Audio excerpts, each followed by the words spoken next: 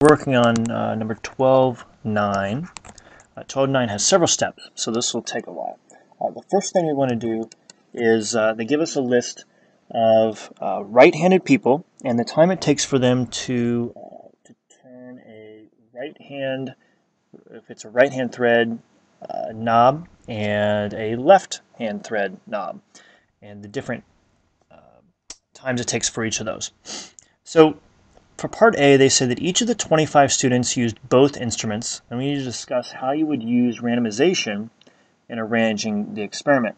Remember, we don't want to, since this is matched pairs, we don't want to have everyone do the right thread first, because that could give us a confounding variable where people get tired and decide to slow down for a left thread. So we're going to randomly assign 12 or 13 to do the right-hand knob first, and then we'll pick 12 or 13 more to do the left-hand knob first. Okay, so that's A. Hopefully you listen to that, and I'm not going to write the whole thing down. Okay, for part B. For part B, the project designers hope to show that the right-handed people find right-hand threads easier to use. We have to carry out a significance test at the 5% significance level to investigate this claim. Okay, so here we go. First step, population.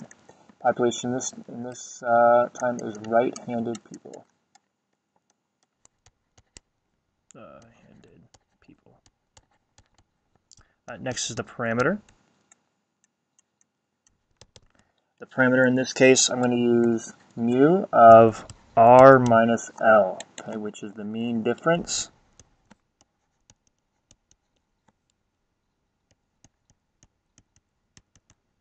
in times. Okay, and notice I'm going to do right minus left. So if we choose to do right minus left, again, our null hypothesis is that the mu of right minus left is 0. And remember, they want you to show that right-hand people find right-handed threads easier to use. In other words, the right-handed time should be smaller than the left-handed time. So in this case, if we want to prove that, we have to say that right minus left is going to be a negative number. So it's going to be less than 0. Because that's going to be the best way to show that the right-handed is shorter than the left. Okay, so we have to check each thing. SRS, remember we randomly chose 25 people and we also randomly assigned who did which first. Normality, we're pretty close. We don't have any major outliers. And there's 25, which is pretty close to 30. So I would say yes on that. And independence, there are definitely more than 250 right-handed people. So we are good there. So now we just need to create our test statistic. So to do this, I plugged all those into my calculator. I subtracted the left-handed thread from the right thread and got the difference for all of those. That gave me an X bar of negative 13.32. And it gave me an S of 22.96. So in this case, I'm going to find my test statistic, which, remember, since we had S, since they didn't give us the population standard deviation, we're going to plug in S and use T. So that's 13.32 minus 0 over 22.936 divided by the square root of 25. So when I do that, I get a T of negative 2.9037. Okay, now that we have the T, we need to write our P value.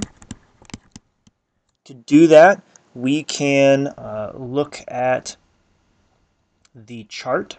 Okay, if we look at the chart in the back of the book, or you can actually look at your calculator in order to calculate the exact p-value. No matter what, you're going to get something. If you use the chart, you're going to get between 0.005 and 0.0025. The actual value in this case is 0.0039. So I would say, since 0.0039 is less than 0.05, we reject the null hypothesis and conclude that there is statistically significant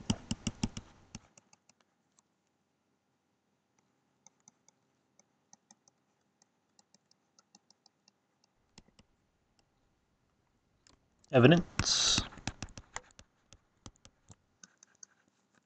to support the hypothesis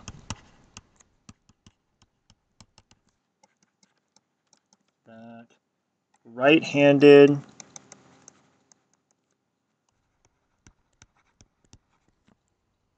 people find right-hand threads easier to use.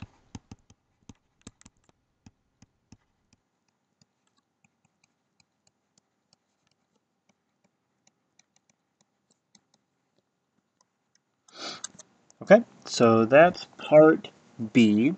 Part C, they want you to describe a type 1 error and a type 2 error and give the consequence of each.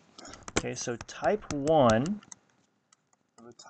is like a false positive. So type 1 is when we reject the null hypothesis when we shouldn't.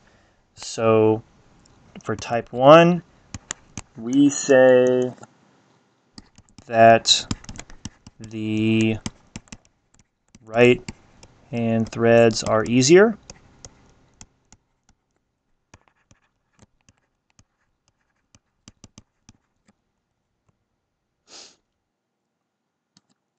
And I'm not going to write, you'll have to write down the consequence, but I only have 10 minutes for this YouTube thing, so I have to speed it up a little bit.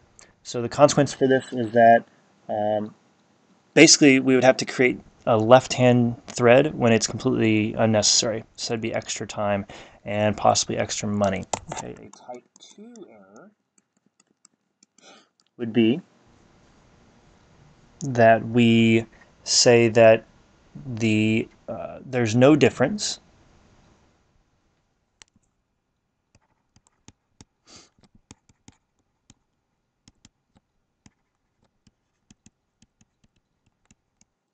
when there is. So therefore, we're going to have a lot of people that are having a lot of basically a lot of trouble with the screws. Okay. Now for part D, you have to see how likely is the significance test in part B to detect a mean difference of 5 seconds between the left hand and right hand times. So in this case, basically you just need to find the power. Okay? So the power tells us if I have a alternative hypothesis of 5, what power does that give? So I'm going to go to, so I went to my applet and I plugged it in and found what the power is. And in this case, I can calculate my power to be 0.03. Okay, that's a pretty low probability. We don't like that, so that's very, very low. Insufficient.